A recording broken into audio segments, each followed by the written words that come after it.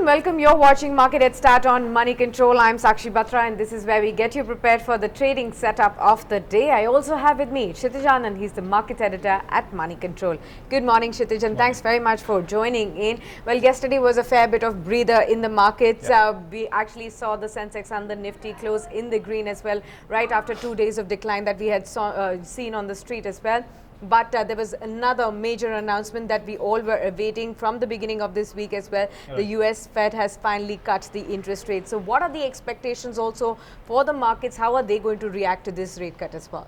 Morning, Sakshi, and good morning, viewers. Well, it was a volatile day for Indian markets. Although we managed to hold on to that 10,800 mark, but we are still negative for the year 2019. And yes, one big announcement that the whole street was waiting for was the FOMC meet. The 25 basis point was something which was already factored in by the markets. But yes, the commentary was something which was slightly unknown, and the street couldn't factor it because of the geopolitical concerns that have risen. The crude shock which has taken place and the trade wars, and slightly not on expected lines. US Fed has not been that dovish as one would have expected, and that's why we're seeing some bit of muted reaction in Asian markets, and India could see the rub-off effect of that as well. In fact, we talked about this yesterday as well, that if in case US Fed does not signal a dovish outlook, there's a higher possibility that upside will remain capped, and we'll not get that extra bit of fresh trigger. In fact, the Bank of Japan as well kept its rates on hold today as their 2-day meeting concluded today. So again, at this point in time, what the signal which we are getting from the central bankers is that there's no fresh stimulus which has been provided. So there's no trigger, or there's no hot money which is flowing in the market at this point in time. And usually in the past we have seen that the hot money used to benefit emerging markets like India as well in the past. Now, if you look at the good news, then yes, crude is stable around what, $64 a barrel. If you look at the rupee, it has appreciated slightly against the US dollar in yesterday's trading session. But the bad news could be that foreign institutional investors are still net sellers. They have actually pulled out more than 900 crores from Indian market in yesterday's trade.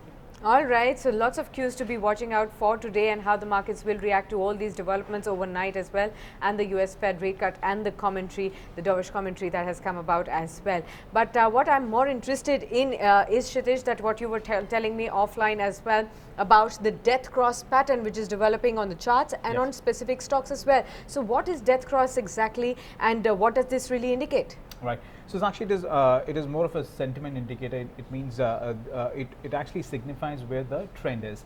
Now, death cross is already formed on the Nifty. Or in simple words, what it means is that when the short-term moving average closes or crosses below the long-term moving average. Now, the two moving averages which we have taken is 50 days moving average as the short-term, and for the long-term, that is 200 days moving average. So when this cross happens, then which suggests that the trend is slightly on the negative side, or it is slightly bearish. Correct. Now, yes, Nifty, in Nifty we have seen a death cross, and if you look at the components of Nifty, then more than 60% of companies in the Nifty 50 index have already developed this or have already recorded this death cross on their charts in the recent past. And some of the companies which have developed this kind of pattern are names like Maruti Suzuki, Bajaj Auto, Hero MotoCorp, Dr. Reddy's, Britannia Industries, L&T, among others. And if you look at the broader perspective, or broader range of stocks, that is Nifty 500 index, then in that case, 350 stocks, or around about 70% of the Nifty 500 universe have actually, seen a formation of death cross, which include names like MRF, Page Industries, 3M India, Eicher Motors, WAPCO India, TTK Prestige, ICRA, Bosch, among others. So I think, Sakshi, yes, this is a relevant pattern, but this is more of a lag indicator, which suggests that where the trend is at this point in time, which does not signify where the trend is headed. Right. So, it just concludes that at this point in time, these stocks are slightly in a bearish territory, but that does not mean that they are all sell stocks or shorting stocks. Absolutely. So slightly bearish trend is what we can see in these stocks. But apart from that, on the benchmark indices, what does the technical pattern develop like, and what does it suggest? What will be the crucial levels to really watch out for, and how should traders position themselves today? Right. So in fact, in yesterday's trading session, we formed a bearish kind of a candle on intraday basis. Although Nifty rose 23 odd points in yesterday's trading session, but the candle was slightly bearish. Why?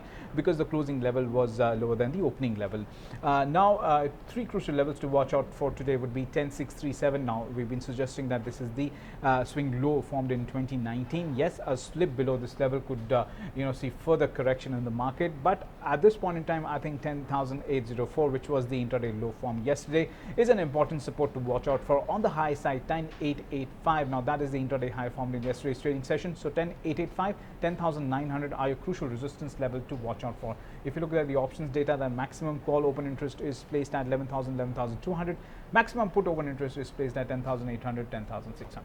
All right, so these are the crucial levels to watch out for, and they will be defining the trading range also for the markets today. And apart from that, lots of other stocks will again be in focus because of the kind of news flows there are. So Kshitij, what are the top stocks on your radar today? Right. So the first stock that we have on the list is Loris Lab. Now, in fact, the company will buy Pharmacare subsidiary for around about 75,000 South African rands. Apart from that, Moneycontrol Finance will be in focus. Now, the board of the company will consider raising up to rupees 465 crores, and Reliance Communication will be in focus. Now, the debt-ridden telecom firm on Wednesday said that its subsidiary GCX filed for bankruptcy protection in the US without any prior consent of the company. And Sakshi, I believe that you're also tracking some stocks based on what brokerages are recommending. Absolutely, Kshitij. Two stocks on my list as well. So today, the first one is Voltas, where CLSA has come out with its reports. There's a sell rating on the stock that CLSA has given, and the target price they have set on the stock is 535 rupees. Now, the company also says that the scope of raising prices in the upcoming festive season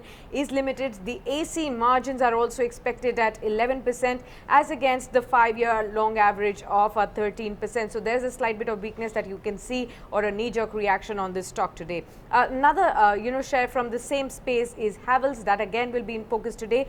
Jefferies has come out with its report on this one. There's a buy rating on the stock, but the target has been trimmed downwards from 820 to 790.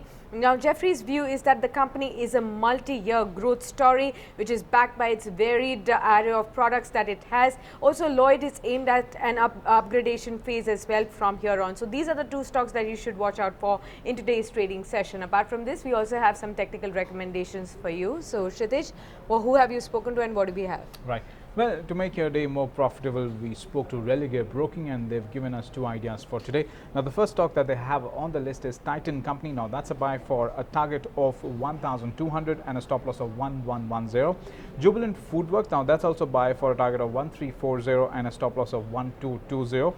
Now, the return potential is close to 3 to 7% on both these names. These are not intraday trading ideas, but more positional play. So, in case you are initiating any positions based on these recommendations, do consult your financial advisor. Right. Thanks a lot, Kshitij, for giving these bright ideas for us. And with that, it's a wrap here on this edition of Market Headstart.